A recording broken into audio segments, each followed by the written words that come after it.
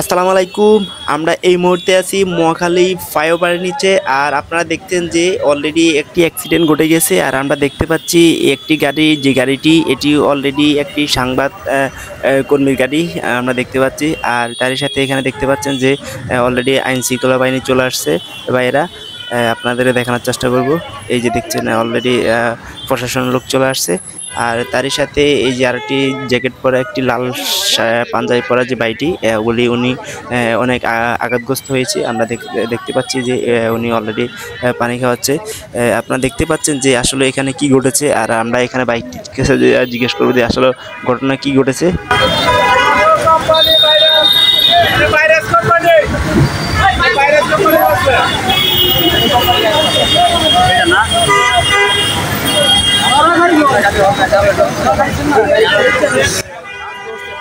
তো দর্শক, আপনারা দেখতে পাচ্ছেন যে লাল গাড়িটা, এই গাড়িটির সাথে আপনার সংঘর্ষণ হয়ে তিনটি গাড়ির ক্ষতিগ্রস্ত।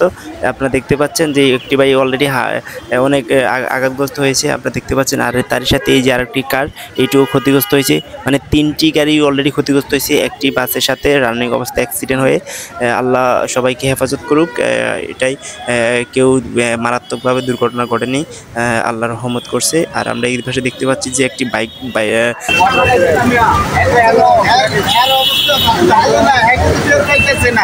কিছুক্ষণের মধ্যে কথা কই এর আগে ইয়াদ পারা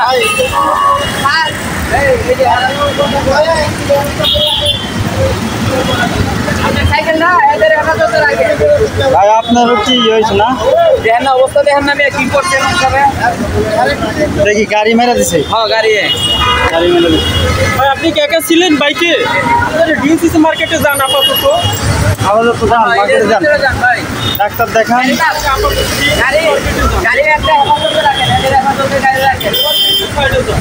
আমার বাইক সহকারে নাকি মেরে দিছে।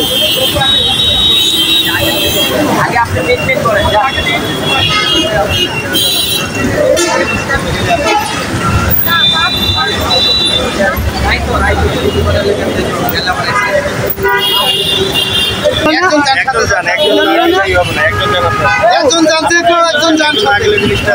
একজন গেলে হবে, সবাই একজন গেলে হবে। না না ওই